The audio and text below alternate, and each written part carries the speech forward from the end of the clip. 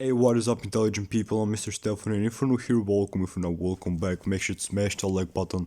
If you find any kind of audio, make sure to subscribe to, because on this channel we do a lot of videos like this every single day or on a daily basis, and make sure to turn on the bell notification so you don't miss any. And I just keep it as simple, short, and beginner friendly as possible as always. So as you can see right here, we have Tezos coin or XTZ with the USDT or the Tether token. Basically, Tezos right now is sitting at a price of right around 3.61 US dollars. Today we are up 19 cents or 5.74%. So my name is not Mr. Stefan anymore, my name is Mr. Sicko. So yeah, overall, this is how the chart is looking up right now. It's pretty quick, pretty clean.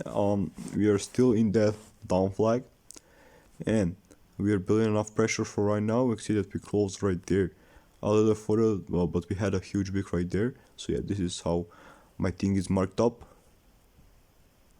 My prediction is right here that we will slowly but progressively go into the downside and then break through this triangle, then start pushing get from all these highs. If you break this area right here, if you break or above 442, boy, are we gonna be pushing to the upside. Just don't take my words as granted.